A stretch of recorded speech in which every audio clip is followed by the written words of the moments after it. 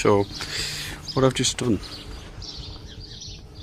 is put some brakes in place because this has got an automatic handbrake, and what I need to do is take this wheel off because I've noted some brake fluid from this caliper.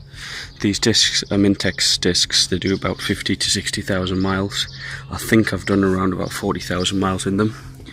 They feel like they might have a slight bump in there, so I'm going to take that off and see if I can grind them down. If I need to change them, I'll be changing them completely. Now it's imperative that you put brakes in because this drive is on a slope, and also it's an automatic handbrake. We're going to jack the car up, front right the way up, so obviously locate the jacking point.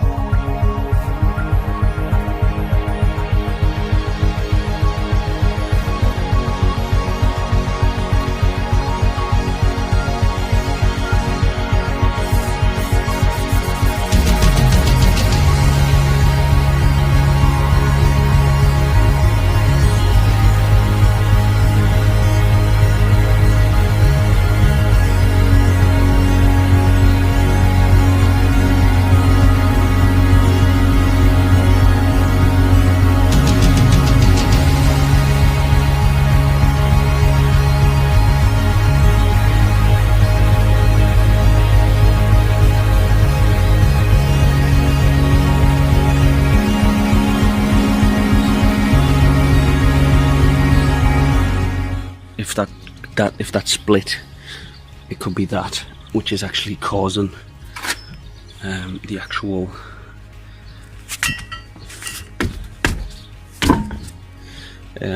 causing the leakage of the fluid.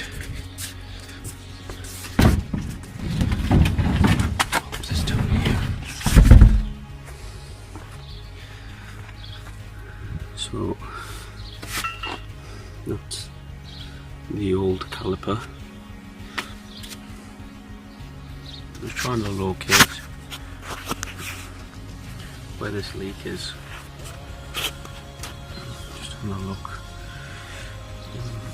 This is penetrating oil, Saab 45. It's like WD-40 but on steroids.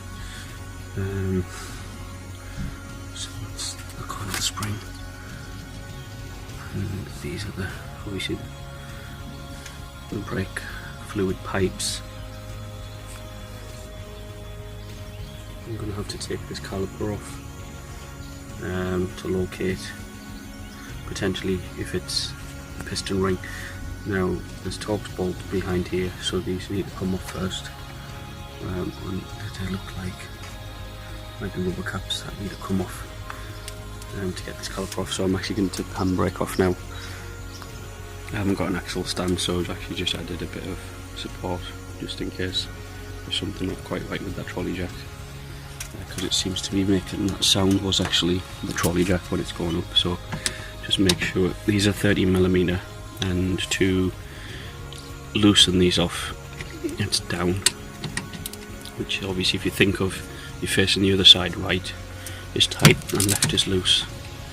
You might have to just welly this with a hammer because they can be tighted in there. I believe there's another one as well, which is on the other side, and to get this caliper off there's one below as well. It won't quite fit. Use some potentially.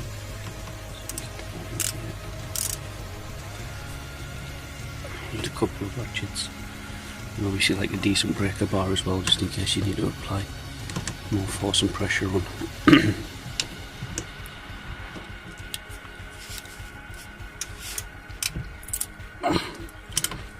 And the caliper's actually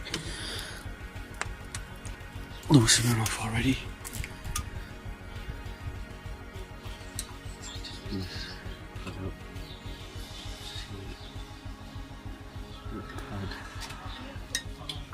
needs changing. Now, there's not very little on it. Now that caliper is actually okay. Looking at the caliper, that piston ring looks alright. I need a compression tool, so I'm just going to go to Eurocar parts and get a compression tool, which screws into here, tightens off.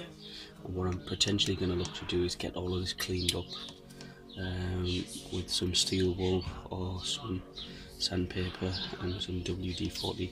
And I've also got some spray that takes off rust or rust kill. So I'm going to give this all a good clean. I'm also going to take this disc off and look to get this disc grinded down, because I can use that disc another few thousand miles before getting the ones that I've ordered. Obviously they're not going to come in time, but I need to get these pads out in the meantime. While I'm driving, I'm just going to show you a video now that when I put the foot on the brake, you can hear that sound. That's a rattle, and that's actually caused by the brake rotor to the brake disc, so that needs grinding off the brake discs. And what I'm going to do now is just clean off the actual brake like a sander or something.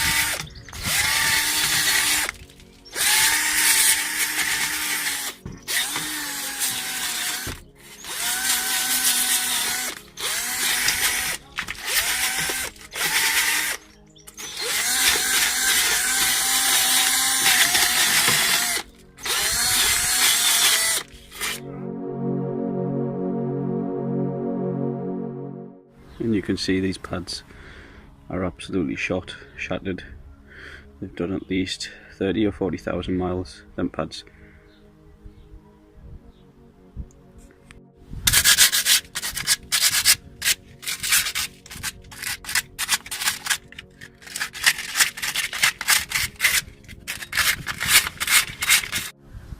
So when you're putting these new pads in, it's very important that you use this clip here and you actually put both clips back in.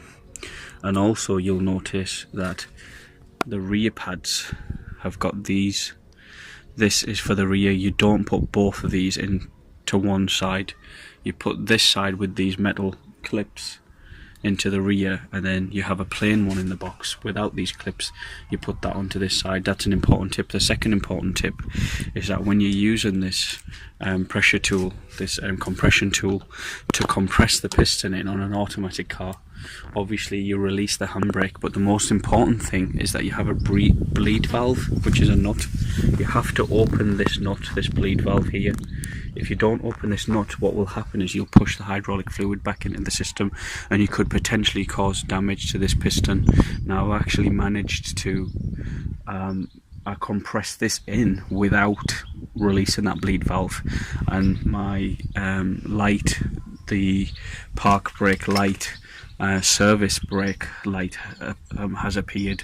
So I've actually had to undo this. Now I'm going to have to see what I can do to actually get this piston to come back out, because this piston should be out further, and when I've compressed it, I've turned it both ways and this piston's gone right in, and I'm not sure if this piston's going to come out anymore. So that's on there. Now I've actually taken this car out for a drive and it's driving okay, it's braking fine. There's been a couple of things, and they have basically been that there was that much rust and debris on the caliper that the retaining clips didn't actually go back in. So when I did put those in, it was causing the actual brake pads to seize, and it was affecting the park and brake because the service park brake light came on. Now I've actually took the clips out and you can see the new pads are in there.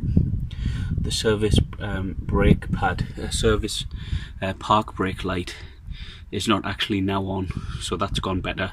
The other problem I've had is because I've compressed the piston without bleeding the brake fluid or allowing the air, opening the actual reservoir so the air can release, I've potentially created an airlock of brake fluid into the actual brake fluid system. Hopefully I haven't damaged any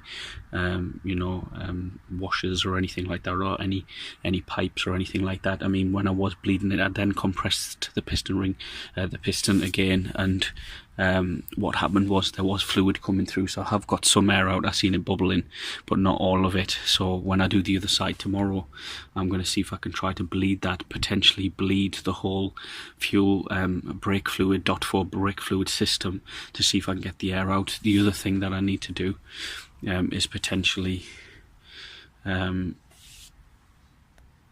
bleed it tomorrow. The other thing that I have been doing is actually noticed that if I keep pedaling with the reservoir cap off, that can sometimes release the air.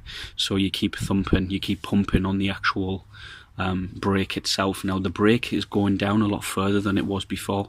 The brake pedal itself is actually going down deeper than it did before, but the brakes do feel firm. So that one side has actually made a great improvement on the actual brakes, because those brakes that came off were really bad. But I will be making part 2 tomorrow.